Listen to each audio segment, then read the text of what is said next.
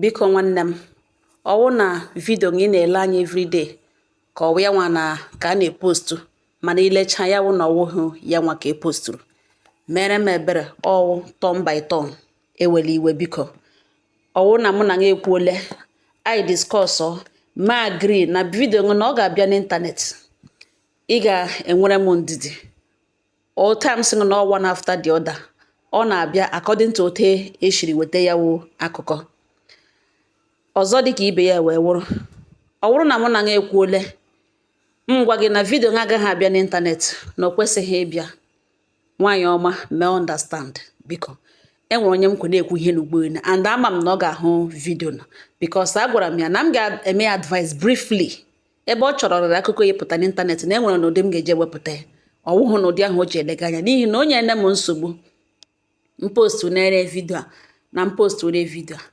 Biko nwanne m nwaanyị ọma, nwaanyị mara mma, oyo nwaanyị ibe m, wepụ obi gị na ihe ahụ ọnụnụ ị chọrọ ka m bịa mewe ebe a.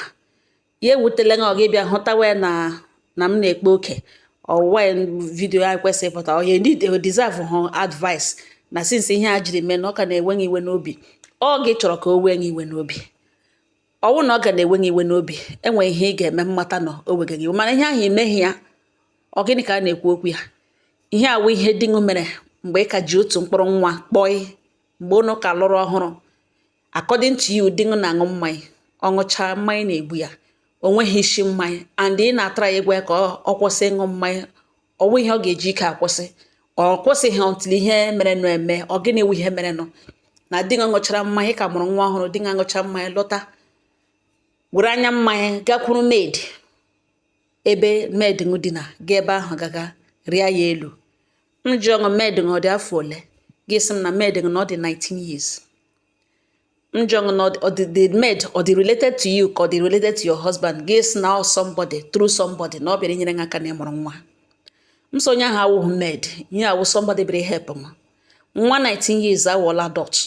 Ọwụ na o mere di gị accept ọ ma na ọ ṅụrụ mmanya, ya eme ya accept the man arịgoro ya elu. O teela ọ rawara di gị ahụ anya.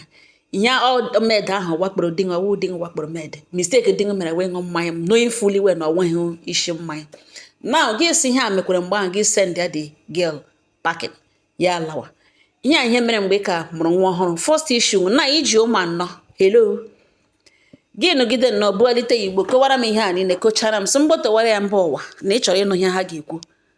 Gị na di gị akabi echefuole dawa na ịgbagharala ọrịọla nga ịgbaghara ya. After ọ mụrụ nwa ahụ nọ na ụnụ ihe ahụ mere amụ ha na atọ tụkwasị iwe ọ na-ewe nụ di gị na-arị nụ elu. Ọ nọ na-emere nwe n'obi ọma mụọ kembụ mụọ ha ọzọ mụọla ha mụga mụọ mụzọ atọ tụkwasị ka ị nọ ya wụ anọ. Gị sị mgbe ahịa mere na o wutere gị na ị ga-alaiki ka m postu ya ka ụmụ ụwa nụrụ. Biko nne m, ihe ewu soshal midia.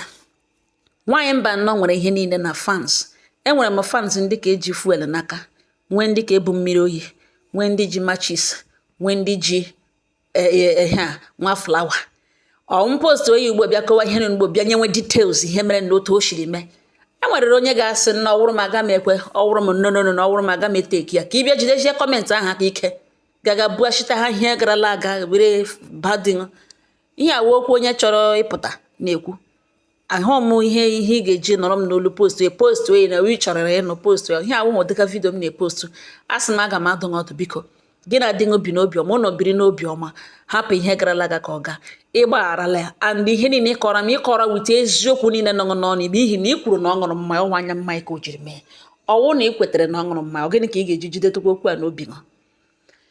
Fọ ndị dị otu a, enwere m abatụ mmadụ abụọ na atọ m gwara ha na vidio ha ekwesịghị ịpụta n'ịntanetị. Ha likechaghị that idea. Some of them ọ dịcha ha mma n'obi but ha agaghị aghọta. Mgbe ụfọdụ ihe mee n'ụlọ gị ga-eji aka control the situation. Ihe gara aga ị need a third party bịa kwuo ihe ha awụ mmadụ ị gaga were ọnya lalala ala ya eme ha were ihe nnu ha ya ebido n'isi fụwa. Enweghị uru ị ga-enweta. Biko ụmụnne m, dịka m kwuru na mbụ, ọ bụrụ na mụ na gị mere agree na vidio m ga-abịa, nwee ndidi ọ ga-abịa. Biko one after the other. Tire a lot of things m na-eme. Ọ naanị na vidio ka m ga na-eme. Enwekwa ihe ndị ọzọ m na-eme n'ụlọ. I'm a family woman. ihe niile building m time around everything. Biko mere m understand all one after the other, you know. Then nwanne m nwaanyị a biko hapụga ihe gara aga ka ọ gaa. Run your home. Marriage is a long journey. Ọwụ ndagwurugwu n'igwu arịgoro arịto erigoro ta echi gị rito ihe niile a na-emeje mana in the end ka gị na di gị jikọ aka zụọ ụmụ anọ beautiful children Chineke nyere unu zụọ ya. Hapụ ị ga-abụghachi ihe garala aga ka ọ gaa. Biko nne m, ịnụkwa ịnụ, udo dịrị unu.